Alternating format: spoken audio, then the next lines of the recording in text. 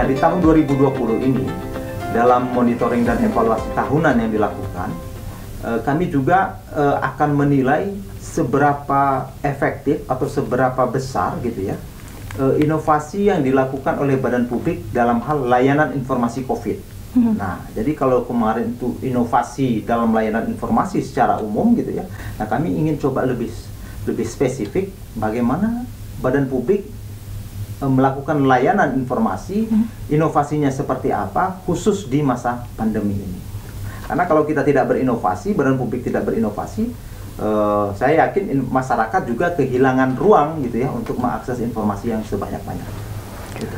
Ya Pak, seperti yang kita ketahui untuk informasi terkait obat untuk untuk menyembuhkan COVID-19 ini sudah beredar ya Pak ya di masyarakat. Kalau boleh saya tahu, untuk informasi-informasi semacam itu dari pemerintah langsung atau mungkin masyarakat langsung yang menyebarkan Pak?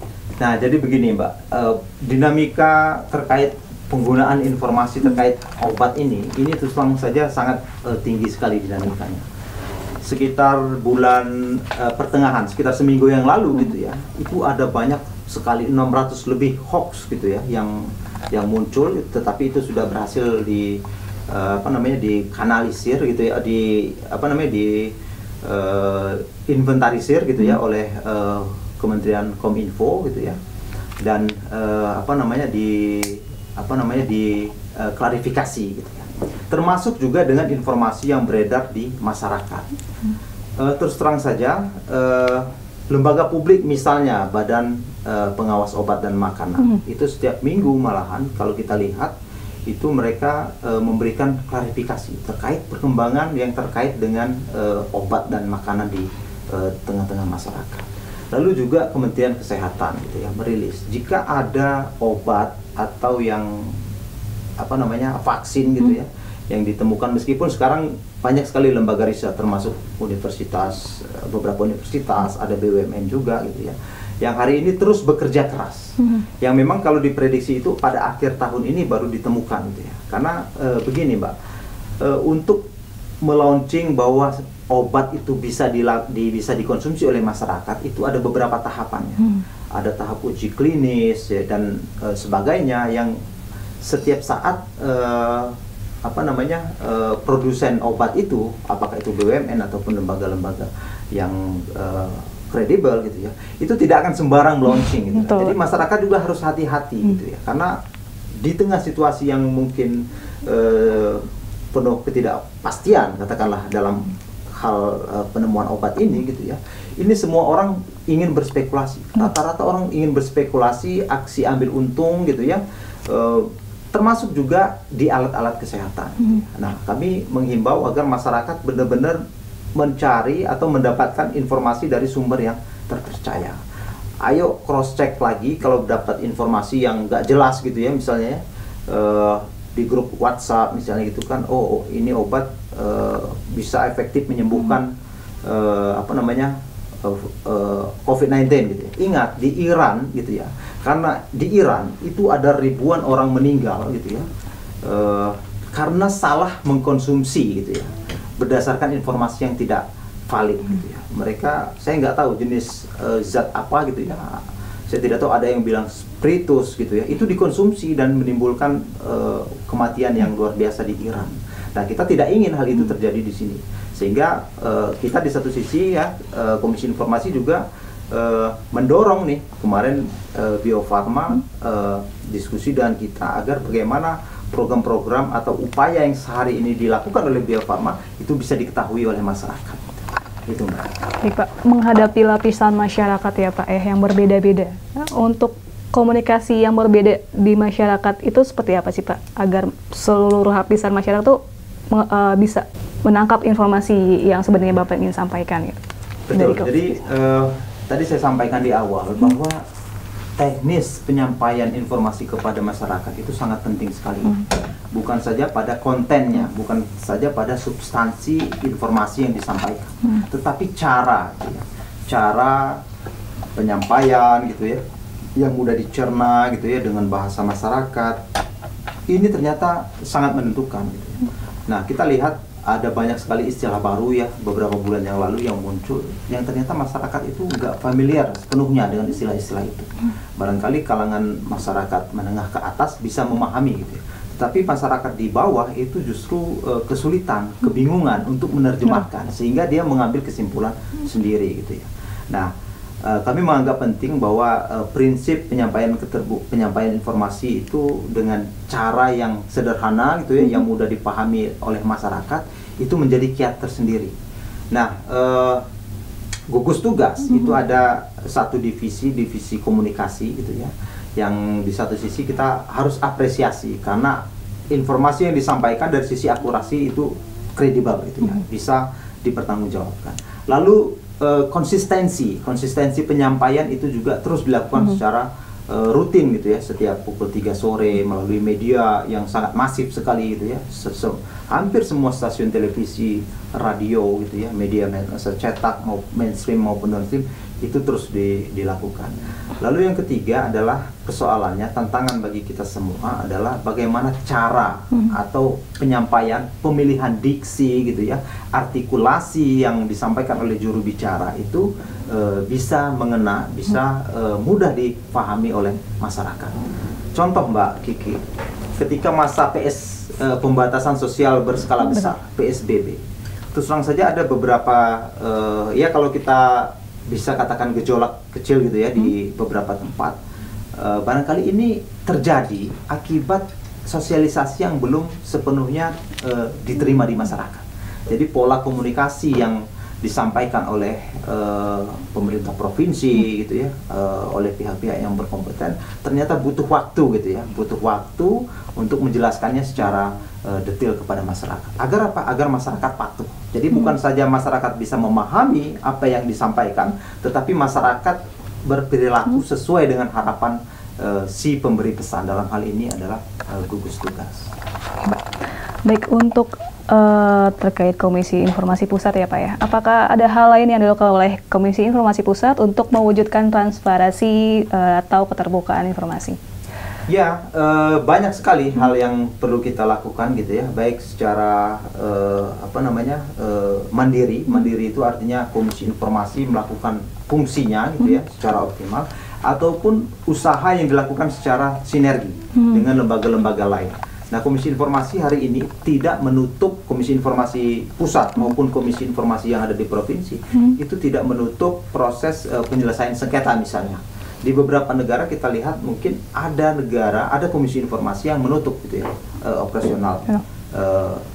Nah, kami Komisi Informasi ini tetap menjalankan gitu ya, tentu dengan frekuensi yang disesuaikan, dengan cara tidak ada kontak langsung gitu ya, melalui daring dan sebagainya.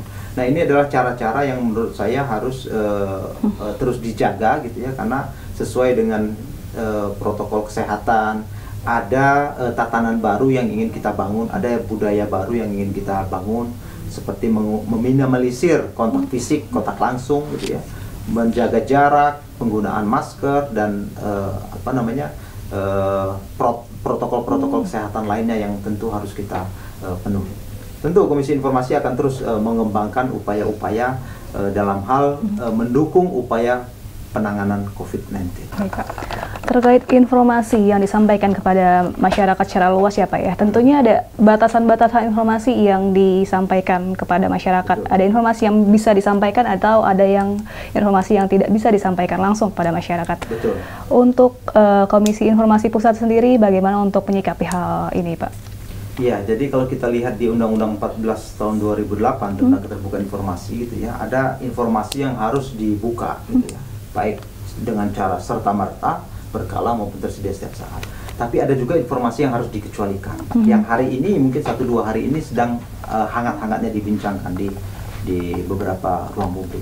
Contoh misalnya adalah pengecualian informasi terkait dengan informasi sensitif, data kesehatan seseorang. Betul. Nah, hari ini data pasien itu Komisi Informasi itu melihat informasi yang dikecualikan, kecuali dalam hal informasi atau data si pasien itu gitu ya, itu dikelola oleh pemerintah, oleh lembaga badan publik lah dalam hal ini, dalam badan publik yang bersangkutan gitu ya, untuk kepentingan tracing atau pencegahan gitu ya.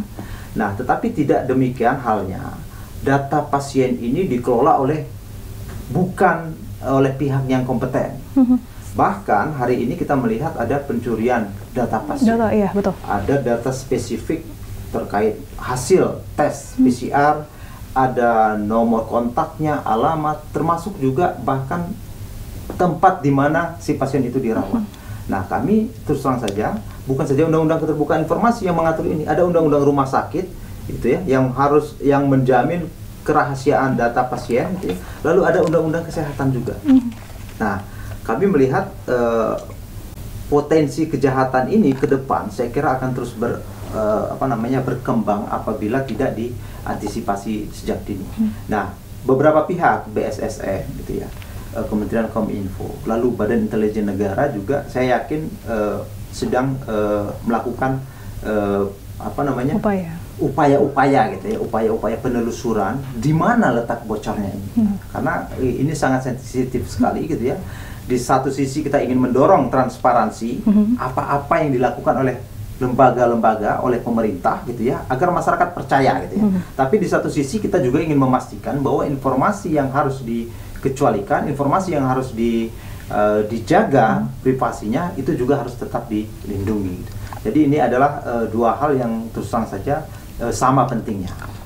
Terkait privasi ya Pak ya, tadi untuk di saat awal pandemi ini ada di Indonesia itu kan ada 3 atau 2 pasien pertama, dan itu datanya disebarkan atau diberitahukan secara gamblang ya Pak ya.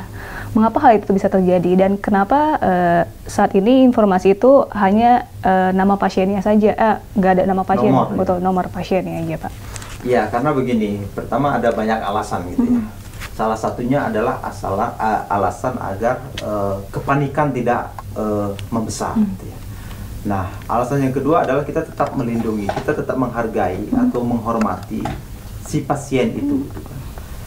Hak dia, lalu keleluasaan dia secara psikologis itu pada satu tahap nanti akan terus dipertahankan. Nah, kita tidak ingin seseorang gitu ya dikucilkan gitu ya, beserta keluarganya atau malahan juga tetangganya gitu ya, hanya karena penggunaan informasi yang tidak tepat gitu.